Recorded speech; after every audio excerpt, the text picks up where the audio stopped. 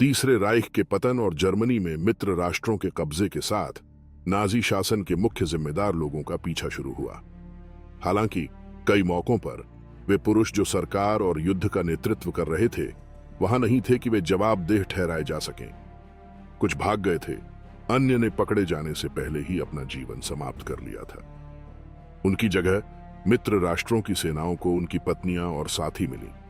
वे महिलाएं जो कुछ ही समय पहले तक नाजी व्यवस्था के भीतर विशेषाधिकार प्राप्त जीवन का आनंद ले रही थी। जैसे जैसे गिरफ्तारियां हुई, एक प्रमुख प्रश्न उभरा, क्या ये महिलाएं मात्र गवाह थीं या सत्ता संरचना का सक्रिय हिस्सा थीं? अधिकांश ने खुद को साधारण गृहिणी के रूप में प्रस्तुत करने की कोशिश की, जो अपने पतियों द्वारा किए गए अत्याचारों से अनजान थीं। हालांकि अभिलेखों ने इसका उल्टा सिद्ध किया। कई महिलाएं शादी करने से पहले ही नाजी पार्टी की सदस्य थीं और उन्होंने इसके मूल्यों को साझा किया और बढ़ावा दिया। कुछ को सजा दी गई, कुछ ने न्याय से बचने में सफलता पाई और कुछ ने उस विचारधारा का बचाव जारी रखा जिसने उनके जीवन को परिभाषित किया। उनकी कहानियों के माध्यम से उन लोगों का अंत प्रकट होता है जिन्होंने एक ऐसे शासन पर दांव लगाया जो अंततः खंडहरों में बदल गया। क्या वे वास्तव में निर्दोष थीं या मात्र सह अपराधी जो कभी न्याय का सामना नहीं कर सकी?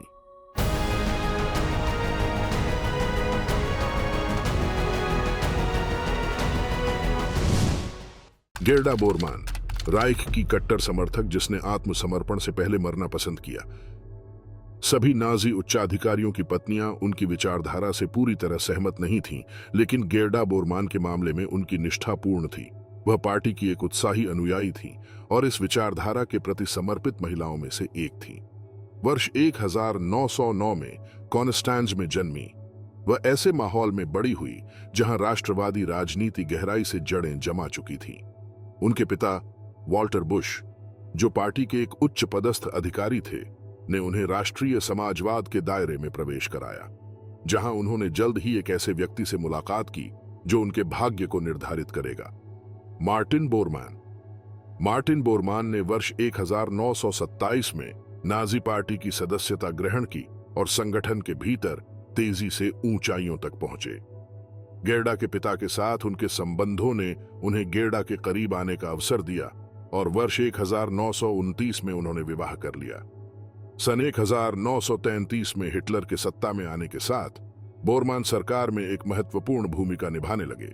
रूडोल्फ हेस के दाहिने हाथ बन गए और बाद में फ्यूहरर के निजी सचिव के रूप में कार्यभार संभाला। गेर्डा अपने पति पर अत्यधिक गर्व महसूस करती थीं।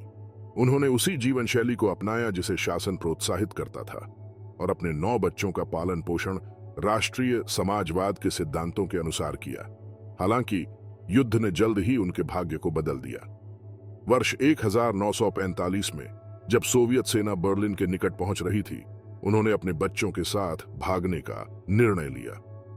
पकड़े जाने से बचने के लिए उन्होंने खुद को एक अनाथालय की निदेशिका के रूप में प्रस्तुत किया और अपने 4 बच्चों को ऐसे अनाथों के रूप में दिखाया जिनका कोई परिवार नहीं था।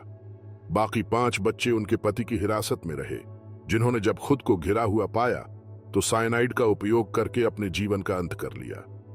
चूंकि उनका शव तुरंत नहीं मिला, उनकी गुमशुदगी मित्र राष्ट्रों के लिए एक रहस्य बन गई। इस बीच गेर्डा सीमा पार कर इटली पहुंचने में सफल रहीं और दक्षिणी टिरोल में शरण ली।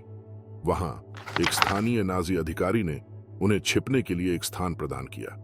हालांकि उनकी सेहत बिगड़ने लगी, उन्हें तेज पेट दर्द हो रहा था और एक इतालवी डॉक्टर ने पाया कि उन्हें अंडाशय का उन्नत चरण का कैंसर था और तत्काल सर्जरी की सिफारिश की। उसी समय मित्र राष्ट्रों ने उनके ठिकाने का पता लगा लिया था। खुफिया एजेंसी की एक टीम ने उन्हें खोज लिया और क्षेत्र में स्थित ब्रिटिश सेना को उनके स्थान की जानकारी दी। एक अधिकारी उनसे मिलने पहुंचा और उनके इस डर के बावजूद कि उन्हें किसी यातना शिविर में भेज दिया जाएगा, उसने उन्हें आश्वस्त किया कि उन्हें चिकित्सीय देखभाल मिलेगी। युद्धबंदियों के अस्पताल में मेरानो ले जाने के बाद उनका ऑपरेशन किया गया, लेकिन तब तक उनकी बीमारी बहुत अधिक बढ़ चुकी थी। अपनी आसन्न मृत्यु को देखते हुए गेर्डा ने विश्वास की शरण ली और कैथोलिक धर्म अपना लिया। 23 मार्च वर्ष 1946 को वे अपने 37वें जन्मदिन से पहले ही इस दुनिया से चली गईं। मैग्दा गोएब्बेल्स, वह महिला जिसने तीसरे राइख के लिए अपने बच्चों का बलिदान दिया। 1 मई वर्ष 1945 को मैग्दा गोएब्बेल्स को गेर्डा बोरमान से जलन महसूस हो सकती थी, जो जर्मनी से भागने में सफल रही थी। हालांकि उन्हें कभी पता नहीं चला कि उनके साथ क्या हुआ। जोहाना मारिया मैग्डालेना रिट्शेल, जो वर्ष 1901 में पैदा हुई थीं, उन्होंने अपना बचपन ब्रुसेल्स में बिताया, जब तक कि प्रथम विश्व युद्ध ने उन्हें अपने जन्म स्थान लौटने के लिए मजबूर नहीं कर दिया। वर्ष 1921 में उन्होंने जर्मन उद्योगपति ग्वेंथर क्वांट से विवाह किया, जो उम्र में उनसे 2 गुना बड़े थे। हालांकि वर्ष 1929 में यह विवाह समाप्त हो गया, जब क्वांट को उनकी बेवफाई का पता चला, जिससे मैग्दा को एक बड़ी संपत्ति और बर्लिन में एक शानदार अपार्टमेंट मिल गया। जर्मन राजधानी में अपने प्रवास के दौरान नाजियों और उनके विरोधियों के बीच हिंसा आम दृश्य था। दोस्तों के उत्साहवर्धन पर उन्होंने एक जनसभा में भाग लिया, जहां जोसेफ गोएब्बेल्स अपनी प्रभावशाली वाक्पटुता के कारण अपने आक्रामक भाषण से भीड़ को उत्तेजित कर रहे थे। हिटलर के अलावा वह पार्टी के सबसे प्रभावी प्रचारक थे। उनके पास हेडलबर्ग विश्वविद्यालय से साहित्य में डॉक्टरेट की उपाधि थी और वे अत्यधिक बुद्धिमान व्यक्ति थे। उनकी कम कदकाठी और जन्मजात पैर की विकृति के बावजूद मैग्दा उनकी विचारधारा और उनकी वाक्पटुता से मंत्रमुग्ध हो गईं। उनके उत्साह से प्रेरित होकर उन्होंने पार्टी की सदस्यता ग्रहण कर ली। Mein Kampf for the myth of the 20th century Nazi विचारक अल्फ्रेड रोजनबर्ग की कृति को प्राप्त किया।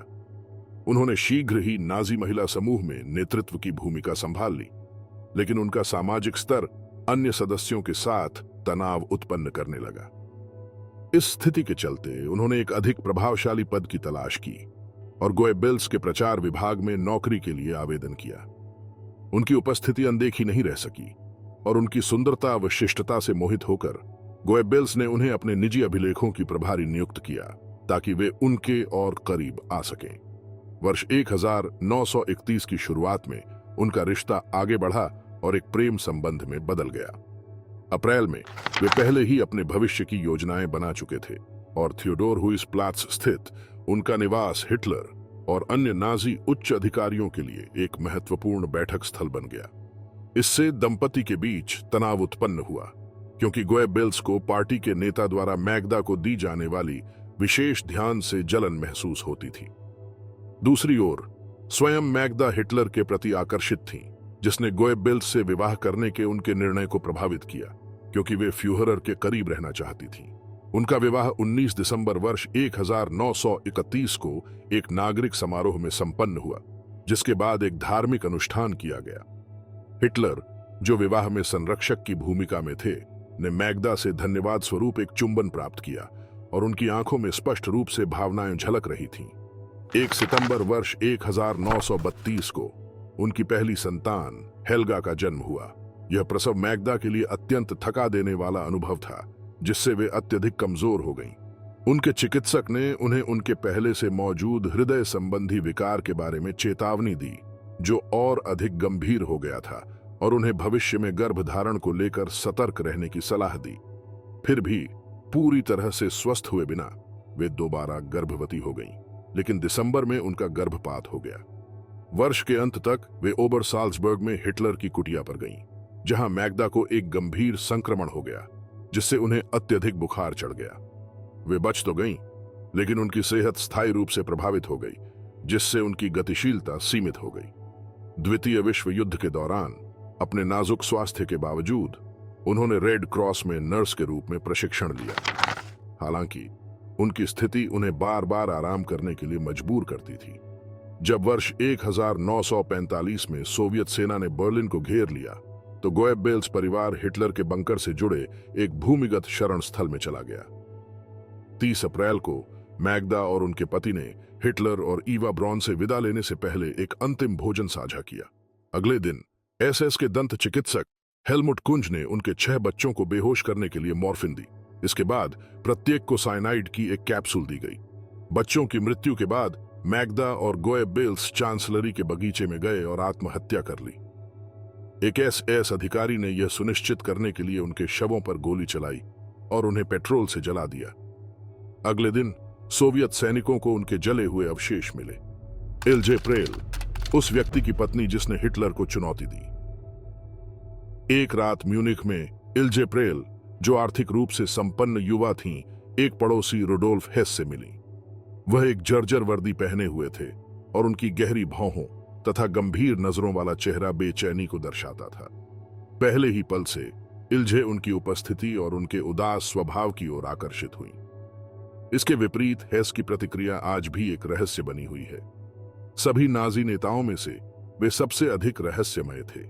उनके पूरे जीवन में यह स्पष्ट हो गया कि वे बचपन से ही मानसिक समस्याओं से ग्रस्त थे। साथ ही वे एक अनुभवी सैनिक थे जिन्हें युद्ध में बहादुरी के लिए सम्मानित किया गया था और जो एक से अधिक बार लड़ाई में घायल हो चुके थे। इल्जे ने उनके करीब जाने की कोशिश की और समय के साथ दोनों ने समान रुचियों पर आधारित एक मजबूत मित्रता विकसित की। हालांकि उनके रिश्ते में प्रेम की कोई भावना नहीं थी। हेस, जो कभी किसी महिला के साथ नहीं रहे थे, शारीरिक संबंधों में रुचि नहीं दिखाते थे, जिससे इल्जे को निराशा होती थी। जुनून की जगह वे एक बौद्धिक और सांस्कृतिक संबंध साझा करते थे, विशेष रूप से जर्मन रोमांटिक साहित्य और संगीत के प्रति। इल्जे विशेष रूप से फ्रेडरिक होल्डरलिन के कार्यों की प्रशंसक थीं। वर्ष 1920 के अंत तक उन्होंने अपनी माध्यमिक शिक्षा पूरी कर ली थी और जर्मन भाषा तथा पुस्तकालय विज्ञान का आंशिक रूप से अध्ययन शुरू कर दिया था, जबकि वे एक पुरानी पुस्तकों की दुकान में काम कर रही थीं। हालांकि वे कभी कभी ग्रामीण इलाकों की छोटी यात्राएं करती थीं, लेकिन अपना अधिकांश खाली समय नवोदित नाजी आंदोलन को समर्पित करती थीं। वे प्रचार पत्रक वितरित करती थीं, पोस्टर लगाती थीं, पार्टी के अखबार में योगदान देती थीं और हेस की संगठनात्मक कार्यों में सहायता करती थीं। जब हेस हिटलर के करीबी सर्कल में शामिल हो रहे थे और वामपंथी विरोधियों के साथ हिंसक झड़पों में भाग ले रहे थे, तब इल्जे प्रशासनिक कार्यों को पूरा कर रही थी। उनकी निष्ठा के कारण दोनों को हिटलर के साथ निजी बैठकों में समय बिताने का विशेषाधिकार प्राप्त हुआ। समय के साथ हेस और भविष्य के तानाशाह के बीच गहरी मित्रता स्थापित हो गई। वर्ष 1923 में हेस ने म्यूनिक पुट्श में भाग लिया, जो हिटलर की असफल तख्ता पलट की कोशिश थी। गिरफ्तारी से बचने के लिए उन्होंने इल्जे को टेलीफोन पर सूचित करने के बाद ऑस्ट्रिया की ओर भागने का निर्णय लिया। हालांकि जब वे जर्मनी लौटे तो उन्हें गिरफ्तार कर लिया गया और हिटलर तथा अन्य षड्यंत्रकारियों के साथ जेल भेज दिया गया। अपने कारावास के दौरान इल्जे ने प्रत्येक शनिवार को जितने घंटे मिलने की अनुमति थी, उनसे मुलाकात करना जारी रखा। हेस ने अपने जीवन भर उनकी इस निष्ठा को सराहा। 4 वर्ष बाद वर्ष 1927 में इल्जे और रुडोल्फ ने विवाह कर लिया। वर्ष 1937 में उनका एकमात्र पुत्र पैदा हुआ। तब तक हेस ने राइक्समिनिस्टर का पद प्राप्त कर लिया था और अपने अधिकतर दिन कार्य में व्यस्त रहते थे। द्वितीय विश्व युद्ध के प्रारंभ होने के साथ वर्ष 1939 में उनकी मानसिक स्थिति धीरे धीरे बिगड़ने लगी और वर्ष 1941 में उन्होंने एक अप्रत्याशित निर्णय लिया। वे अकेले विमान से स्कॉटलैंड चले गए ताकि यूनाइटेड किंगडम के साथ शांति समझौता करने का प्रयास कर सकें। उन्हें तुरंत गिरफ्तार कर लिया गया और नाजी शासन द्वारा गद्दार माना गया। इस समाचार के बाद इल्जे अपने पुत्र को लेकर हिंडेलांग चली गईं ताकि म्यूनिख और हिटलर के हेस के प्रति क्रोध से दूर रह सकें। युद्ध समाप्त होने के बाद रुडोल्फ हेस नूर्नबर्ग में मुकदमा चलाने और दोषी ठहराए जाने वाले पहले नाजी उच्च अधिकारियों में से एक थे। 3 जून वर्ष 1947 को इल्जे को म्यूनिख में गिरफ्तार कर लिया गया और गॉटिंगेन के एक इंटरनमेंट कैंप में भेज दिया गया, जहां कई अन्य अपराधियों की पत्नियां भी कैद थीं। मार्गरेट हिम्मलर, हेनरिक हिम्मलर के रहस्यों की रक्षक। म्यूनिख और बर्लिन के बीच 3 घंटे की यात्रा के दौरान मार्गरेट बोडेन की मुलाकात हेनरिक हिम्मलर से हुई। यात्रा के दौरान दोनों ने बातचीत शुरू की और जब वे गंतव्य पर पहुंचे तब तक उनके बीच एक संबंध स्थापित हो चुका था। अलग होने के बाद उन्होंने लगभग प्रतिदिन पत्राचार करना शुरू किया, क्योंकि उनका रिश्ता अधिकांश समय दूरी के कारण पत्रों तक ही सीमित रहा। हिम्मलर से 8 वर्ष बड़ी मार्गरेट एक संपन्न भूस्वामी परिवार से थीं। वर्ष 1914 में जब उनकी उम्र जर्मन रेड क्रॉस से जुड़ने के लिए पर्याप्त हो गई तो उन्होंने नर्स के रूप में प्रशिक्षण शुरू किया और बाद में उन्हें एक युद्ध अस्पताल में भेजा गया। प्रथम विश्व युद्ध की समाप्ति के बाद उन्होंने हिम्मलर से विवाह कर लिया। शादी को संपन्न करने के लिए उन्हें अपनी विरासत में मिली संपत्ति का एक हिस्सा बेचना पड़ा और इन धनराशि का उपयोग जमीन खरीदने के लिए करना पड़ा। क्योंकि दोनों कृषि कार्यों में अपना भविष्य देख रहे थे। हालांकि हिटलर के उनके विश्वसनीय सहयोगी के लिए अन्य योजनाएं थीं। हिम्मलर नाजी पार्टी के भीतर तेजी से आगे बढ़े और हिटलर के नेतृत्व में पुलिस प्रमुख, वाफेन एसएस के कमांडर और आंतरिक मंत्री बन गए। उनकी भूमिका शासन की विनाशकारी योजनाओं को लागू करने में महत्वपूर्ण थी। मई वर्ष 1945 में इस दंपति ने विदेश में फिर से मिलने के इरादे से अलग होने का फैसला किया।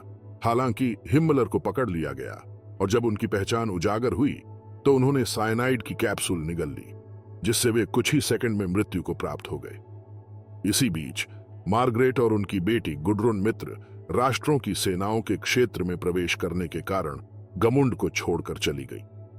जब अमेरिकी सेनाओं ने इटली में बोल्जानो पर कब्जा कर लिया, तब दोनों को गिरफ्तार कर लिया गया। उन्हें इटली, फ्रांस और जर्मनी में कई इंटरनमेंट कैंप से होकर गुजरना पड़ा। हिरासत के दौरान मार्गरेट से पूछताछ की गई। हालांकि यह निष्कर्ष निकला कि उन्हें हिम्मलर के आधिकारिक मामलों की कोई जानकारी नहीं थी। वर्ष 1945 के अंत में उन्हें नूर्नबर्ग ट्रायल में गवाह के रूप में बुलाया गया, जहां उन्होंने अपने पति के कार्यों में किसी भी प्रकार की संलिप्तता से इनकार किया। नवंबर वर्ष 1946 में मां और बेटी को रिहा कर दिया गया और उन्होंने बिलेफेल्ड की बेथेल संस्थान में शरण ली। मार्गरेट ने हमेशा यह दावा किया कि उन्होंने अपने विवाह के दौरान एक निम्न प्रोफाइल बनाए रखी थी। हालांकि मित्र राष्ट्रों की समितियां जो उनके गतिविधियों पर नजर रख रही थीं, को संदेह था कि वे नाजी नीतियों का सक्रिय रूप से समर्थन करती थीं और हिम्मलर के निर्णयों का समर्थन करती थीं। उनकी कानूनी रक्षा ने बार बार यह तर्क दिया कि उन्हें अपने पति के कृत्यों के लिए उत्तरदायी नहीं ठहराया जा सकता। वर्ष 1948 और वर्ष 1953 के बीच उन्होंने 3 कानूनी प्रक्रियाओं का सामना किया। अंततः एक न्यायाधीश ने यह निर्णय दिया कि उन्हें अपने पति के अपराधों के लिए दोषी नहीं ठहराया जा सकता, हालांकि वे उनसे पूरी तरह अनभिज्ञ भी नहीं थीं। 15 जनवरी वर्ष 1953 को उन्हें नाजी शासन की लाभार्थी घोषित किया गया और 30 दिनों के कठोर श्रम की सजा सुनाई गई। साथ ही उन्होंने मतदान करने और पेंशन प्राप्त करने के अधिकार को भी खो दिया। गुडरुन ने वर्ष 1952 में बेथेल छोड़ दिया और वर्ष 1955 में मार्गरेट हीपन चली गईं, जहां वे अपनी बहन लीडिया के साथ रहीं। वहां उन्होंने सार्वजनिक निगरानी से दूर एक शांत जीवन बिताने की इच्छा व्यक्त की। उन्होंने ऐसा ही किया जब तक कि 25 अगस्त वर्ष 1967 को 74 वर्ष की आयु में उनका निधन नहीं हो गया। वे हिम्मलर के सभी रहस्यों को अपने साथ ले गईं, जिनमें उनकी कई बेवफाइयां भी शामिल थीं। अंधकार में सह अपराधी हेडविग पोर्टहास्ट। मार्गरेट हिम्मलर ने एक बार एक अमेरिकी अन्वेषक के सामने स्वीकार किया था कि उनके पति कभी भी वफादार नहीं रहे थे। हिम्मलर का सबसे प्रसिद्ध संबंध उनकी सचिव हेडविग पोर्टहास्ट से था, जो 26 वर्ष की एक युवा महिला थी। 6 फरवरी वर्ष 1912 को एक मध्यम वर्गीय परिवार में जन्मी हेडविग ने एक प्रतिष्ठित माध्यमिक विद्यालय में शिक्षा प्राप्त की, जहां उन्होंने अंग्रेजी भाषा सीखी। बाद में उन्होंने मैनहेम के अर्थशास्त्र संस्थान से दुभाषियों के लिए डिग्री प्राप्त की। अपनी स्नातक की पढ़ाई पूरी करने के बाद वर्ष 1932 में उन्होंने एक डाकघर में कर्मचारी के रूप में काम करना शुरू किया, लेकिन नियमित जीवन से संतुष्ट न होते हुए उन्होंने कुछ अधिक चुनौतीपूर्ण करने का निर्णय लिया। शरद ऋतु वर्ष 1935 में उन्होंने गेस्टापो के प्रेस विभाग में एक पद के लिए आवेदन किया, लेकिन वहां भी उन्हें अपनी इच्छानुसार संतोषजनक कार्य नहीं मिला। अंततः जनवरी वर्ष 1936 में वे हिम्मलर की निजी सचिव बनने में सफल रहीं। अपने दोस्तों के बीच वे बनी के नाम से जानी जाती थीं, क्योंकि वे मिलनसार और हंसमुख स्वभाव की थीं, जो मार्गरेट हिम्मलर की गंभीर प्रवृत्ति से पूरी तरह विपरीत था। हेडविग को रोइंग और जिम्नास्टिक्स का अत्यधिक शौक था और वे अपने सहकर्मियों के बीच लोकप्रिय थीं। अक्टूबर वर्ष 1937 में उन्होंने टेगरनसी झील पर हिम्मलर के जन्मदिन समारोह में भाग लिया और उन्हें एसएस के सामाजिक दायरे में स्वीकार कर लिया गया। प्रतिदिन साथ काम करने के कारण उनके बीच का संबंध गहराने लगा। क्रिसमस वर्ष 1938 के दौरान दोनों ने अपने आपसी भावनाओं को स्वीकार किया। हिम्मलर ने अपने प्रेम संबंध को लेकर हिटलर से खुलकर चर्चा की। हालांकि फ्यूहरर विवाह और तलाक दोनों का विरोध करते थे, उन्होंने हिम्मलर को यह सलाह दी कि वे अपने संबंध को गुप्त रूप से जारी रखें, लेकिन हिम्मलर ने दूसरा रास्ता अपनाने का फैसला किया और वर्ष 1941 में अपनी पत्नी से स्वीकार किया कि उनके जीवन में एक प्रेमिका है और वे उससे संतान चाहते हैं। मार्गरेट हालांकि आहत थीं, लेकिन उन्होंने इस स्थिति को स्वीकार कर लिया और अपने पति के साथ बनी रहीं। उसी वर्ष हेडविग ने अपनी नौकरी छोड़ दी और नाजी पार्टी ने उन्हें मेक्लेनबुर्ग के जंगल, जो बर्लिन के उत्तर में स्थित था, में एक घर प्रदान किया। समय के साथ हेडविग और हिम्मलर ने एक परिवार बनाया, जिनसे उन्हें एक पुत्र और एक पुत्री हुए।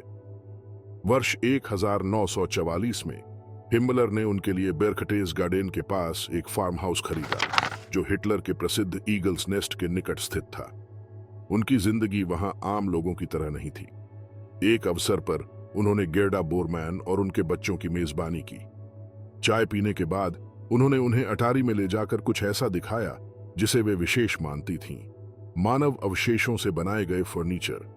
हेडविग ने एक कुर्सी की बनावट का विस्तृत विवरण दिया, जिसका आसन एक मानव श्रोणी पेल्विस से बनाया गया था और जिसके पैर असली मानव पैरों से समाप्त होते थे।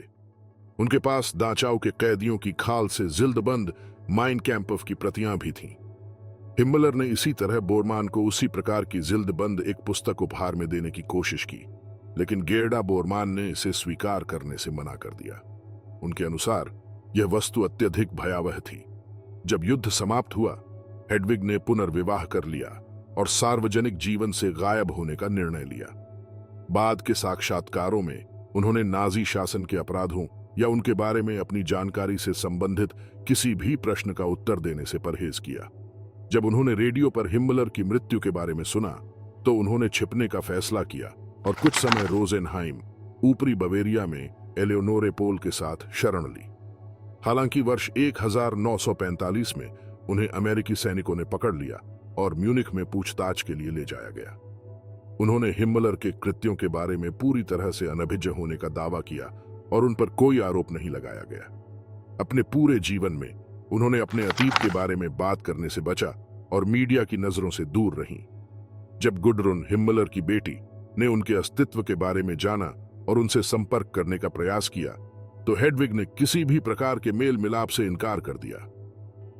युद्ध के बाद उनके जीवन के बारे में बहुत कम जानकारी उपलब्ध है, सिवाय इसके कि 22 सितंबर वर्ष 1994 को 82 वर्ष की आयु में बाडेन बाडेन में उनका निधन हो गया।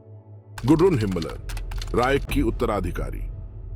हेनरिक और मार्गरेट हिम्मलर की एकमात्र संतान गुडरुन, नाजी अभिजात्य वर्ग के बीच विशेषाधिकारों से घिरी हुई पली बढ़ी। उनके सुनहरे बालों की चोटियां और कोमल चेहरे की बनावट ने उन्हें आर्यन आदर्श की छवि दी, जिससे वे अपने पिता के करीबी लोगों के बीच अलग दिखती थीं। उनका बचपन बिना किसी परेशानी के एक आरामदायक और ध्यान से भरे माहौल में बीता, जब तक कि द्वितीय विश्व युद्ध का अंत नहीं हो गया। जब तीसरे राइक की हार निश्चित हो गई, तो उन्होंने और उनकी मां ने दक्षिण टिरोल की ओर भागने की कोशिश की। हालांकि उनका यह प्रयास 13 मई वर्ष 1945 को विफल हो गया, जब उन्हें उस क्षेत्र में मित्र राष्ट्रों की सेनाओं ने पकड़ लिया। प्रारंभ में उन्हें बोल्जानो के एक होटल में रखा गया, जो अमेरिकी नियंत्रण में था, जहां वे 2 रातों तक कैद रहीं। बाद में उन्हें वेरोना ले जाया गया, जहां से उन्हें फ्लोरेंस के लिए उड़ान भरनी पड़ी और अंततः उन्हें रोम में एक ब्रिटिश हिरासत केंद्र में भेज दिया गया। वहां वे एकमात्र महिला कैदी थीं। जब उन्हें नूर्नबर्ग ले जाया गया, तो उनकी गहन तलाशी ली गई।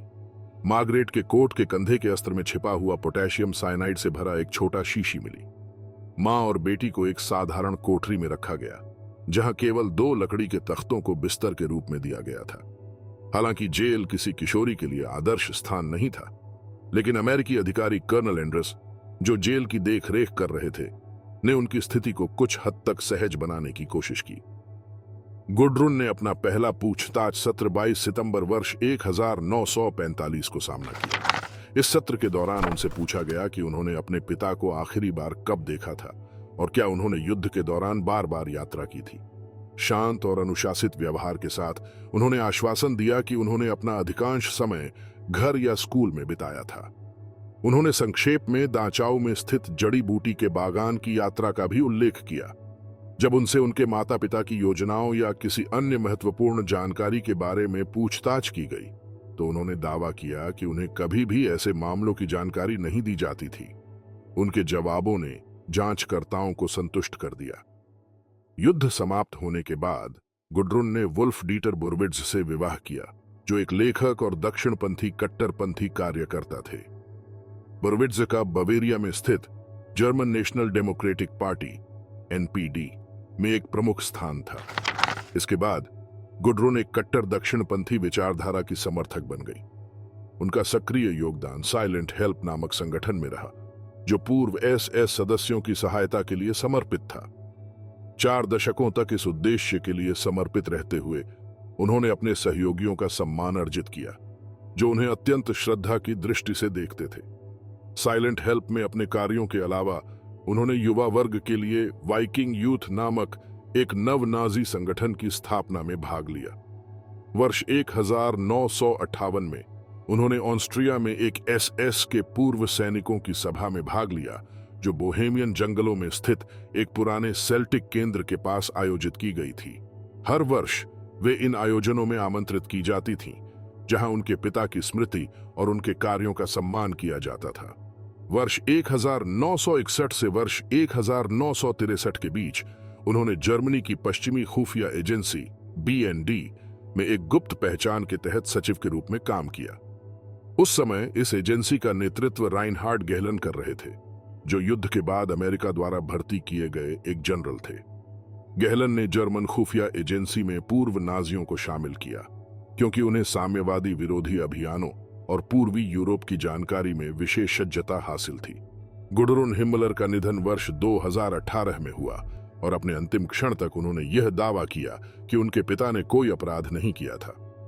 हेडविग हेंसेल, ऑशविट्ज की पत्नी, कुख्यात ऑशविट्ज शिविर के कमांडेंट रुडोल्फ होस के साथ ही हेडविग का जीवन रहस्य में डूबा हुआ है। शांत और संयमी स्वभाव की हेडविग की कहानी हाल के समय में चर्चित हुई, खासकर जोनाथन ग्लेजर की film the zone of interest के कारण। इस सिनेमाई कृति में उन्हें एक ऐसी महिला के रूप में दिखाया गया है जो अपने घर की देखभाल में लगी रहती थीं, जबकि उनके पति नाजी शासन के आदेशों का पालन कर रहे थे।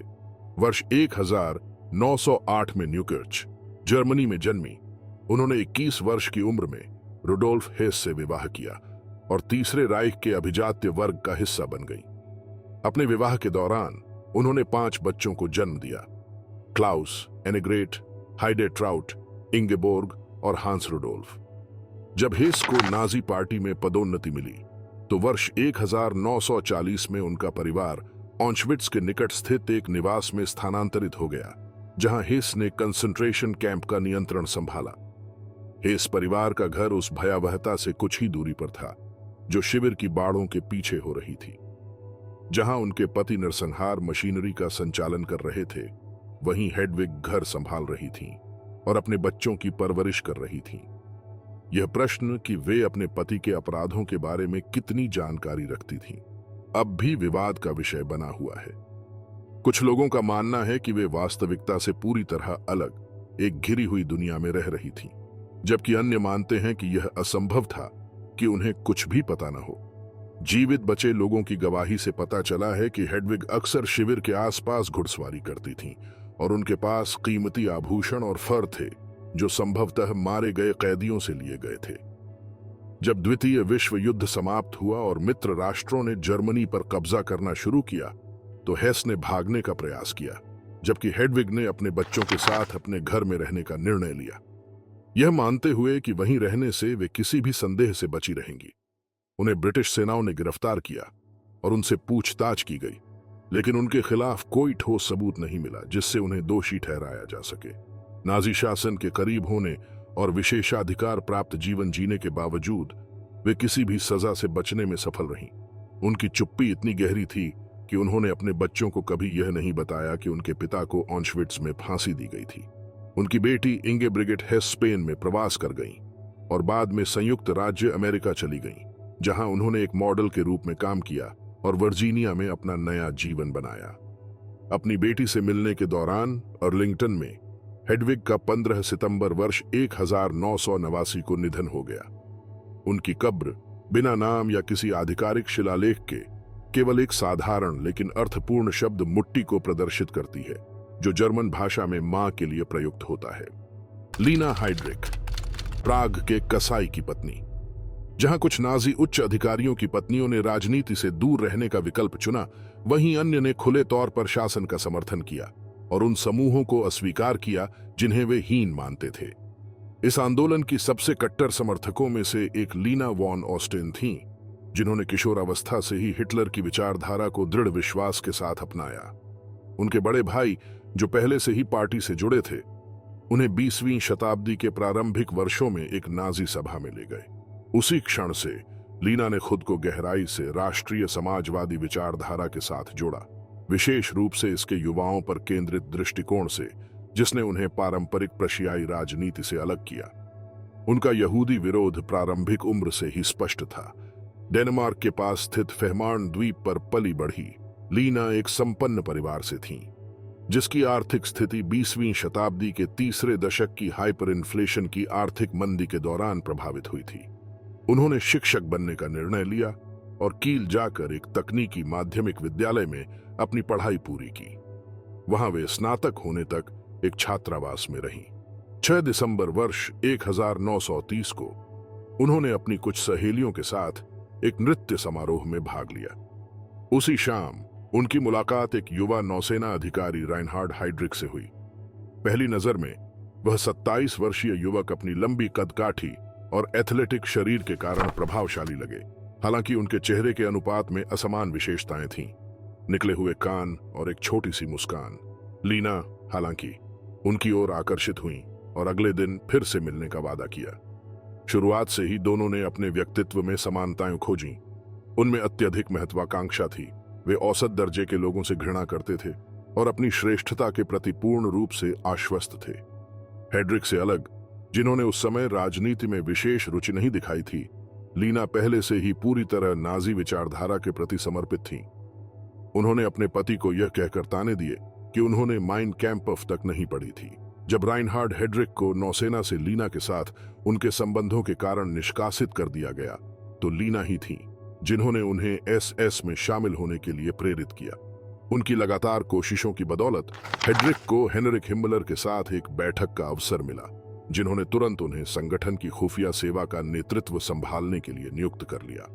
उस क्षण से उनकी नाजी सत्ता में वृद्धि अजेय हो गई, जब तक कि द्वितीय विश्व युद्ध के दौरान चेकोस्लोवाकिया पर कब्जे में उनकी भूमिका के कारण उन पर किए गए एक हमले में उनकी मृत्यु नहीं हो गई। युद्ध समाप्त होने के बाद लीना से पूछताछ की गई, लेकिन उन पर युद्ध अपराधों में कोई प्रत्यक्ष जिम्मेदारी सिद्ध नहीं की जा सकी, जिससे वे मुक्त रहीं। अगले वर्षों में उन्होंने पश्चिमी जर्मनी की सरकार के खिलाफ कई मुकदमे दायर किए, जिसके परिणाम स्वरूप उन्हें पेंशन प्रदान की गई। क्योंकि उनके पति उनके आपराधिक इतिहास के बावजूद एक उच्च पुलिस अधिकारी थे और कर्तव्य निभाते हुए मारे गए, उन्हें एक काफी बड़ी आर्थिक मुआवजा राशि प्राप्त हुई। हालांकि चेकोस्लोवाकिया में उन्हें गैर हाजिर मुकदमे में आजीवन कारावास की सजा सुनाई गई, लेकिन इसे कभी लागू नहीं किया गया। वर्ष 1965 में उन्होंने एक फिनिश नाटककार और रंगमंच निर्देशक से दोबारा विवाह किया, लेकिन 4 वर्ष बाद विधवा हो गई। अपने जीवन के अंतिम क्षण तक उन्होंने हेड्रिक की विरासत का बचाव जारी रखा। किताबों और लेखों के माध्यम से उनके अपराधों को कमतर दिखाने का प्रयास किया। वर्ष 1985 में उनका निधन हो गया, बिना कभी अपने अतीत की व्याख्या बदले। हरमन गोरिंग की 2 महिलाएं। हरमन गोरिंग इस सूची में एकमात्र व्यक्ति थे जिन्होंने 2 बार विवाह किया। नाजी उच्च अधिकारियों के लिए कड़े नैतिक नियमों का पालन करना अनिवार्य था, जो उनके निजी जीवन को सीमित करते थे। उनके लिए तलाक स्वीकार्य विकल्प नहीं था। अपने राजसी वंश के कारण हिटलर गोरिंग को एक महत्वपूर्ण सहयोगी मानते थे, क्योंकि इससे उन्हें सैन्य और अभिजात्य वर्ग के संपर्क में आने का अवसर मिला। ये संबंध फ्यूहरर की योजना के लिए उपयोगी साबित हुए। म्यूनिक को एक राष्ट्रीय विद्रोह का केंद्र बनाना। वर्ष 1922 में जब हिटलर और गोरिंग पहली बार मिले, तो नाजी नेता ने उन्हें आंदोलन में शामिल होने का निमंत्रण दिया। हालांकि गोरिंग पूरी तरह से हिटलर की विचारधारा से सहमत नहीं थे, लेकिन वे उनकी भीड़ को आकर्षित करने की क्षमता से प्रभावित हुए। नाजी पार्टी में शामिल होने से उन्हें एक छोटे लेकिन प्रभावशाली माहौल में खुद को स्थापित करने का अवसर मिला। लेकिन वह व्यक्ति जिसने उन्हें पूर्ण रूप से नाजी विचारधारा से जोड़ने के लिए प्रेरित किया, उनकी पत्नी कैरिन थी, जो स्वीडन से थी। कट्टर यहूदी विरोधी कैरिन हिटलर को नॉर्स मिथक से निकला एक पौराणिक व्यक्तित्व मानती थी। उनकी गोरिंग पर गहरी छाप थी, जिससे न केवल वे नाजी पार्टी के प्रति पूरी तरह से वफादार हो गए, बल्कि उन्होंने हिटलर के प्रति अटूट निष्ठा भी विकसित कर ली। कैरिन ने अपने पति और हिटलर के संबंध को मजबूत करने के लिए अथक प्रयास किया, जिससे गोरिंग राष्ट्रीय समाजवाद का एक मजबूत स्तंभ बन गए। बाद में गोरिंग ने गेस्टापो की स्थापना की और लुफ्टवाफे, जर्मन वायुसेना का नेतृत्व संभाल लिया। नाजी शासन ने कैरिन और गोरिंग के संबंधों का उपयोग प्रचार उपकरण के रूप में किया, उन्हें सार्वजनिक आयोजनों में प्रस्तुत करके पार्टी की छवि को मजबूत किया। हालांकि कैरिन को तपेदिक था और उनकी सेहत तेजी से बिगड़ रही थी। वर्ष 1931 में अपनी मां की मृत्यु के बाद उन्होंने स्वीडन में एक दौरे के दौरान दिल का दौरा पड़ा। गोरिंग तुरंत उनके पास पहुंचे और उनके अंतिम क्षणों तक उनके साथ रहे। 17 अक्टूबर अपने 43वें जन्मदिन से कुछ दिन पहले कैरिन का निधन हो गया। अपनी पहली पत्नी को खोने के बाद गोरिंग ने नाजी सत्ता में अपनी चढ़ाई जारी रखी, यह सोचते हुए कि यही वह चाहती। एक प्रचार दौरे के दौरान उनकी मुलाकात 38 वर्षीय अभिनेत्री एमी सोन्नेमान से हुई।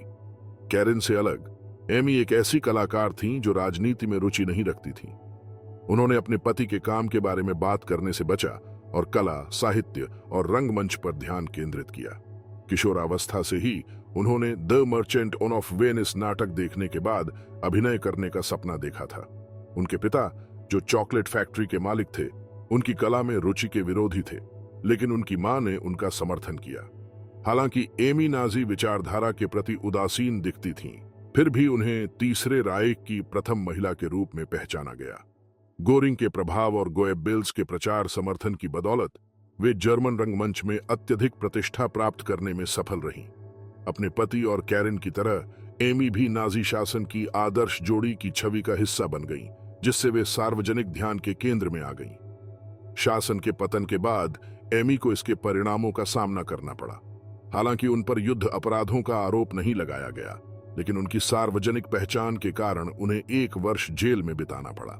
इसके अलावा उनकी संपत्ति का 30% जब्त कर लिया गया और 5 वर्षों तक अभिनय करने पर प्रतिबंध लगा दिया गया। जेल से रिहा होने के बाद उन्होंने म्यूनिख में एक साधारण जीवन व्यतीत किया, जहां वे अपने अंतिम दिनों तक रहीं। ईवा ब्रॉन, हिटलर की अंतिम संगिनी। वर्ष 1930 में एडोल्फ हिटलर ने अपने विश्वस्त सहयोगी मार्टिन बोरमान को गुप्त रूप से बुलाया। उनके पास एक ऐसा कार्य था जिसके लिए पूर्ण गोपनीयता आवश्यक थी। व्यक्तिगत रूप से उन्होंने बोरमान से एक युवा 17 वर्षीय लड़की के वंश का पता लगाने के लिए कहा, जिससे वे हाइनरिक होफमान के फोटोग्राफी स्टूडियो में मिले थे, जहां वह एक सहायक के रूप में काम कर रही थी। हिटलर उस लड़की से मोहित थे और यह सुनिश्चित करना चाहते थे कि उसका वंश उन नस्लीय मानकों के अनुरूप हो जिनका वे प्रचार करते थे। विस्तृत जांच के बाद बोरमान ने पुष्टि की कि ईवा ब्रॉन का कोई यहूदी पूर्वज नहीं था, जिससे हिटलर को संतोष हुआ। समस्या यह थी कि हिटलर पहले से ही अपनी भतीजी गैली राउबाल के साथ एक जटिल भावनात्मक रिश्ते में थे। गैली 22 वर्ष की थी, जबकि हिटलर उनसे 2 दशक बड़े थे। हिटलर का अत्यधिक नियंत्रणकारी स्वभाव गैली को बंधन में महसूस कराता था। वर्ष 1927 से जब हिटलर को पता चला कि गैली का एक ड्राइवर के साथ संबंध था, उन्होंने उस पर लगातार नजर रखना शुरू कर दिया और उसे किसी भी अन्य पुरुष के साथ अकेले रहने से रोक दिया। यह दमघोंटू निगरानी गैली को गहरे अवसाद में डालने लगी। 18 सितंबर वर्ष 1931 की रात, जब हिटलर नूरनबर्ग में थे, गैली ने उनकी सुरक्षा के लिए दी गई पिस्तौल उठाई, अपने सीने पर तानी और गोली चला दी। वह गिर पड़ी और धीरे धीरे खून से लथपथ हो गई। गैली की मृत्यु हिटलर के लिए एक गहरा आघात थी, लेकिन उनकी मृत्यु के बाद वे पूरी तरह से ईवा ब्रॉन पर ध्यान केंद्रित करने के लिए स्वतंत्र हो गए। हालांकि उनके बीच गहरा संबंध था, हिटलर विवाह के विचार को अस्वीकार करते थे और उन्होंने कभी भी ईवा की उनके रिश्ते को औपचारिक रूप देने की इच्छा नहीं मानी। ईवा हिटलर की आदर्श महिला की छवि का प्रतीक थीं। हल्के बालों वाली, शारीरिक व्यायाम में रुचि रखने वाली, राजनीति में कोई दिलचस्पी न रखने वाली और किसी व्यक्तिगत महत्वाकांक्षा से रहित। उनका स्वभाव नम्र और पूरी तरह से नियंत्रण में रहने वाला था, जो हिटलर के लिए सुविधाजनक था। ईवा की नजर में हिटलर एक शिक्षित, स्नेही और आकर्षक व्यक्ति थे। उनकी बढ़ती शक्ति ने उन्हें विशेष महसूस कराया, बिना यह समझे कि हिटलर अपने आसपास के लोगों को कितनी निर्ममता से व्यवहार करते थे। वर्ष 1932 तक ईवा को हिटलर की बेरुखी का एहसास होने लगा। वे पूरी तरह से उनके प्रति समर्पित थीं, लंबे समय तक उनका इंतजार करती थीं, लेकिन हिटलर मुश्किल से ही म्यूनिख में समय बिताते थे, और जब वे वहां होते तो शायद ही कभी उनसे मिलते। हिटलर की बेरुखी ने ईवा को गहरी चिंता और निराशा में डाल दिया। गैली के समान ही एक पैटर्न अपनाते हुए ईवा के पास भी अपनी पिस्तौल थी। उन्होंने एक विदाई पत्र लिखा और हाथ में पिस्तौल लेकर आत्महत्या करने का प्रयास किया।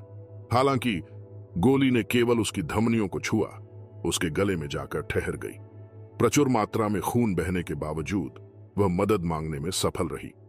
एक चिकित्सक तुरंत पहुंचा और उसे अस्पताल ले जाया गया, जहां उन्होंने प्रक्षिप्त को निकालने में सफलता पाई।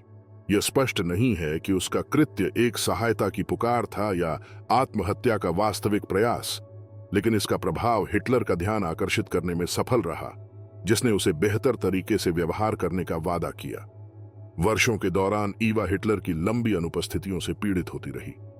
वह अक्सर उसका जन्मदिन भूल जाता था और बिना किसी पूर्व सूचना के मुलाकातें रद्द कर देता था। इसके बावजूद वह अपनी जिंदगी के अंतिम क्षण तक उसके साथ बनी रही। अपनी स्वास्थ्य संबंधी समस्या के बाद हिटलर ने ईवा को प्रसन्न करने के लिए प्रयास किए। अगस्त वर्ष 1935 में उसने एक 3 कमरों वाला अपार्टमेंट किराए पर लिया, ताकि वह और उसकी बहन आराम से रह सकें। 1 वर्ष बाद उसने उसके लिए 1-2 मंजिला घर खरीदा और उसे एक नया वाहन उपहार में दिया। हालांकि ईवा के लिए सबसे बड़ा विशेषाधिकार यह था कि उसे बर्गहॉफ में हिटलर के कमरे के ठीक बगल में एक कक्ष दिया गया। यद्यपि उसकी गतिविधियों पर अब भी सीमाएं थीं, समय के साथ उसने वहां अपना स्थान खोज लिया। जब द्वितीय विश्व युद्ध अपने समापन की ओर बढ़ रहा था और सोवियत सेनाएं बर्लिन की ओर अग्रसर हो रही थीं, हिटलर, ईवा और शासन के उच्च अधिकारी एक भूमिगत बंकरों के नेटवर्क में शरण लिए हुए थे। ये जानते हुए कि भाग्य अपरिहार्य था, हिटलर ने ईवा को वह इच्छा पूरी करने की अनुमति दी जिसे उसने कई बार व्यक्त किया था। उसके व्यक्तिगत सचिव मार्टिन बोरमन ने एक साधारण समारोह संपन्न कराया, जिसमें वे आधिकारिक रूप से विवाह बंधन में बंध गए। हालांकि यह आयोजन एक कंक्रीट के स्थान में बिना किसी विशेष भव्यता के हुआ, ईवा के लिए स्थान का कोई महत्व नहीं था। अगले दिन उनकी जिंदगी का अंत होना निश्चित था। ईवा ने अपना अंतिम दिन बंकर में मौजूद लोगों से विदाई लेते हुए बिताया, जबकि मुसोलिनी के सार्वजनिक रूप से निष्पादन की खबरें वहां पहुंच रही थीं। कोई रास्ता बचा नहीं था। उसी समय साथ बैठकर ईवा और हिटलर ने इस पर चर्चा की कि वे क्या करेंगे। उन्होंने यह निर्णय लिया कि एक दूसरे के बिना जीवित रहने का कोई अर्थ नहीं था। उनकी कहानी का अंत अब भी रहस्य में डूबा हुआ है। यह व्यापक रूप से स्वीकार किया गया है कि हिटलर ने अपनी जान समाप्त करने के लिए एक हथियार का उपयोग किया, जबकि ईवा ने एक घातक पदार्थ का सेवन किया।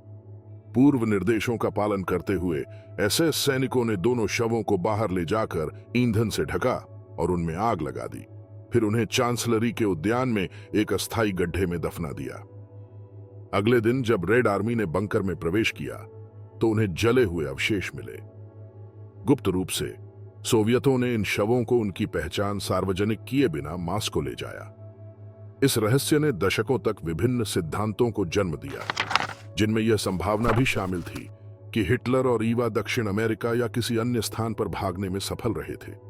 यह तब तक नहीं था जब तक 1970 के दशक में सोवियत संघ ने स्वीकार नहीं किया कि उन्होंने उनके शव बरामद किए थे। हालांकि उस समय तक कोई भी विश्लेषण योग्य अवशेष नहीं बचे थे, क्योंकि वे पूरी तरह से नष्ट किए जा चुके थे। अपने भाग्य का सामना करने से पहले ईवा ने अपनी बहन ग्रेटल को संबोधित एक पत्र लिखा। उसमें उसने अपने जीवन पर विचार किया और उसे सुखद बताया। उन चीजों में जिनसे उसे संतोष मिलता था, उसने यह उल्लेख किया कि वह उस क्षण फ्यूरर के साथ रहकर प्रसन्न थी और उस भविष्य से बच सकती थी जो उसे तृतीय राइख की सबसे प्रमुख महिला व्यक्ति के रूप में मिलने वाला था। उसने पत्र को एक लिफाफे में रखा और उसे हाना रीच को सौंप दिया, जो एक सम्मानित पायलट थी और उन अंतिम लोगों में से एक थी जिसने हिटलर को जीवित देखा था, क्योंकि वह उसके निजी चिकित्सक की पत्नी थी। ग्रेटल ब्रॉन, फेगेलाइन की पत्नी। वर्ष 1944 में जब द्वितीय विश्व युद्ध अपने समापन की ओर बढ़ रहा था, एसएस के एक घुड़सवार अधिकारी हरमन फेगेलाइन, जो हिमलर के प्रति अपनी निष्ठा और अपने निर्दयी स्वभाव के लिए जाना जाता था, ने ग्रेटल ब्रॉन से विवाह किया। हालांकि केवल 6 महीनों के भीतर, जब रेड आर्मी राइक की सीमाओं की ओर बढ़ रही थी, फेगेलाइन ने बर्लिन से भागने का निर्णय लिया। वह एक अन्य महिला के साथ था और उसने लूटे गए सोने की छड़ें अपने साथ रखी थीं। भागने में सफल होने से पहले ही उसे एसएस ने रोक लिया और उसे गोली मार दी गई। गर्भावस्था के उन्नत चरण में ग्रेटल ने अपनी बहन ईवा से अपने पति के लिए हस्तक्षेप करने की विनती की, लेकिन उसकी प्रार्थना व्यर्थ रही। फेगेलाइन को कुछ ही घंटे पहले फांसी दी गई, इससे पहले कि हिटलर और ईवा ने अपनी जीवन लीला समाप्त करने का निर्णय लिया। वर्ष 1930 से ग्रेटल हिटलर के करीबी समूह का हिस्सा थी। उसका हिटलर से पहला संपर्क तब हुआ जब वह अपनी बहन के साथ उसकी एक संपत्ति पर प्रस्तुत की गई। उसी क्षण से दोनों ने उन विशेष स्थलों पर आना जाना शुरू कर दिया जहां नाजी अभिजात वर्ग एकत्रित होता था। उसका बचपन एक स्थिर वातावरण में बीता, जहां उसके पिता फ्रेडरिक ब्रॉन शिक्षक के रूप में कार्यरत थे और परिवार को एक सुखद जीवन प्रदान कर रहे थे। ग्रेटल और ईवा हमेशा एक करीबी संबंध साझा करते थे, अपने आकर्षक व्यक्तित्व और सामाजिक स्वभाव के लिए प्रसिद्ध थे। शासन के पतन के बाद ग्रेटल को अपने अतीत के कठोर परिणामों का सामना करना पड़ा। समाज ने उसे नाजीवाद से उसके संबंधों के कारण अलग थलग कर दिया और उसे एक ऐसे संसार में जीवित रहने का तरीका खोजना पड़ा जहां वह शक्ति जिससे वह जुड़ी थी समाप्त हो चुकी थी। उसने अपनी बेटी को जन्म दिया, जिसका नाम उसने अपनी बहन के सम्मान में ईवा बारबरा रखा। यह जानते हुए कि उसका उपनाम एक भारी बोझ था, उसने सार्वजनिक जांच से दूर रहने का विकल्प चुना। उसने अपनी कहानी पर बात करने से इनकार कर दिया और एक शांत जीवन व्यतीत किया। बाद में वर्ष 1958 में उसने दूसरी बार विवाह किया और लोबिंगर उपनाम को अपना लिया। उसकी बेटी ईवा बारबरा को तबाही का सामना करना पड़ा जब उसकी प्रेमी वर्ष 1971 में एक कार दुर्घटना में मारा गया। अपने दुहक को सहन करने में असमर्थ होकर उसने अपनी ही जीवन लीला समाप्त करने का कठोर निर्णय लिया। ग्रेटल ब्रॉन का निधन वर्ष 1987 में हुआ, अपने पीछे एक ऐसी जीवन यात्रा छोड़ते हुए जो इतिहास के कुछ सबसे कुख्यात व्यक्तियों के निकटता से प्रभावित रही। जैसे कई अन्य महिलाएं जो नाजी सत्ता के करीब थीं, कुछ ने यह तर्क देने की कोशिश की कि वे केवल उन विलासिताओं का आनंद ले रही थीं जो उनके वातावरण ने उन्हें प्रदान की थीं। हालांकि ऐसा कहना भ्रामक होगा। ग्रेटल और ईवा अन्य महिलाओं की तरह मात्र दर्शक नहीं थीं, बल्कि एक आतंकवादी शासन में सक्रिय भागीदार थीं। नाजी शासन की महिलाओं की कहानी निष्ठा, विचारधाराओं और एक ऐसे संसार में जीवित रहने की जटिल गवाही है जो अपनी ही क्रूरता के बोझ तले ढह गया। उनमें से कई ने सत्ता का लाभ उठाया, तृतीय राइख की दृष्टि को साझा किया और कुछ मामलों में उसके संचालन में सक्रिय भूमिका निभाई। जब युद्ध समाप्त हुआ तो उन्होंने अलग अलग भाग्य का सामना किया। कुछ पर मुकदमा चला, कुछ भाग गईं और कुछ को दंड से बचने में सफलता मिली, लेकिन सभी उस व्यवस्था के पतन से प्रभावित हुईं जिसने उन्हें विशेषाधिकार और सुरक्षा प्रदान की थी। तृतीय राइख का अंत केवल एक राजनीतिक और सैन्य संरचना का पतन नहीं था, बल्कि उन जीवनों का भी विघटन था जिन्हें इन महिलाओं ने गढ़ा था। गेर्डा बोरमान के लिए नाजीवाद के प्रति उसकी भक्ति ने उसे आत्मसमर्पण करने के बजाय मृत्यु को चुनने के लिए प्रेरित किया। उसकी कहानी यह दर्शाती है कि कैसे कुछ उच्च अधिकारियों की पत्नियों ने राष्ट्रीय समाजवादी विचारधारा को इतनी कट्टरता से अपनाया कि वे शासन के बिना भविष्य का सामना करने के बजाय समाप्त हो जाना पसंद करती थीं। इसके विपरीत माग्दा गोएबल्स ने अपनी निष्ठा को और भी चरम स्तर पर ले जाते हुए अपने ही बच्चों की बलि दे दी, यह मानते हुए कि नाजीवाद के बिना संसार में उसके परिवार का अस्तित्व निरर्थक था। इल्जे प्रोयल जैसी कहानियां इस इतिहास का एक और पक्ष दिखाती हैं। भले ही उसका पति रुडोल्फ हेश युद्ध के बाद मुकदमा झेलने वाले पहले लोगों में से एक था, वह स्वयं एक कठोर सजा से बचने में सफल रही। संघर्ष समाप्त होने के बाद उसका जीवन जिस तरह आगे बढ़ा, वह यह दर्शाता है कि नाजी सर्कल की कई महिलाओं ने बिना किसी गंभीर परिणाम का सामना किए समाज में पुनः अपनी जगह बना ली। यही स्थिति मार्गरेट हिमलर के साथ भी हुई, जिसने, हालांकि वह होलोकॉस्ट के प्रमुख योजनाकारों में से एक की पत्नी थी, यह तर्क देकर कठोर दंड से बचने में सफलता पाई कि उसे अपने पति की गतिविधियों की जानकारी नहीं थी। हालांकि कुछ महिलाओं को पूछताछ और गिरफ्तारी का सामना करना पड़ा। गुडरुन हिमलर, एसएस प्रमुख की बेटी, ने अपना युवा काल हिरासत में बिताया, इससे पहले कि वह एक दक्षिणपंथी चरमपंथी कार्यकर्ता बन गई। उसका मामला यह दर्शाता है कि कैसे कुछ क्षेत्रों में नाजी विचारधारा युद्ध के बाद समाप्त नहीं हुई, बल्कि पीढ़ियों के माध्यम से जीवित रही, जिन्होंने उसकी विरासत को पुनर्स्थापित करने का प्रयास किया। इसी प्रकार हेडविग पोथास्ट, हिमलर की प्रेमिका, युद्ध के बाद पूरी तरह से गुमनामी में खो गई और किसी भी प्रकार के दंड से बचने में सफल रही।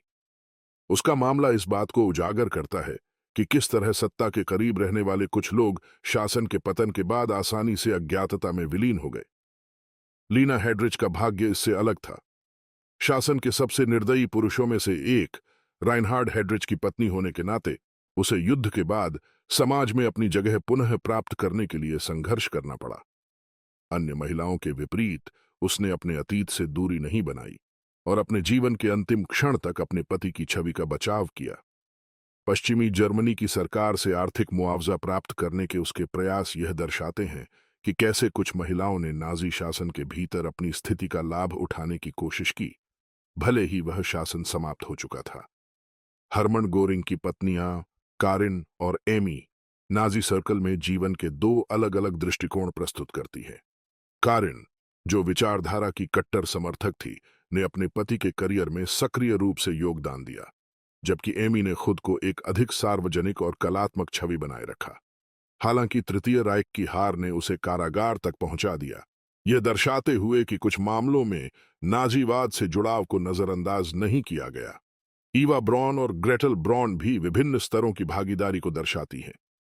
ईवा, भले ही सीधे राजनीतिक निर्णयों में शामिल न रही हो, स्वेच्छा से अपना भाग्य हिटलर के साथ स्वीकार किया। उसकी कहानी यह दर्शाती है कि सत्ता के निकटता कैसे लोगों को चरम निर्णय लेने की ओर धकेल सकती थी। दूसरी ओर ग्रेटल ने संघर्ष से बचकर जीवन को फिर से बनाने का प्रयास किया, हालांकि ब्रॉन उपनाम की छाया हमेशा उस पर बनी रही। हेडविग हेंसल, जो ऑशविट्स के कमांडर रुडोल्फ हॉस की पत्नी थी, का मामला एक कठिन प्रश्न खड़ा करता है। इन महिलाओं को अपने पतियों द्वारा किए गए अपराधों के बारे में कितना पता था? वह शासन के सबसे घातक एकाग्रता शिविर के निकट रही और भले ही उसे इन अत्याचारों में औपचारिक रूप से भागीदार नहीं ठहराया गया, यह कल्पना करना लगभग असंभव है कि वह वास्तविकता से अनभिज्ञ थी। उसकी कहानी उन कई महिलाओं की तरह है जिन्होंने इस बर्बरता से लाभ उठाया, लेकिन किसी भी परिणाम का सामना नहीं किया।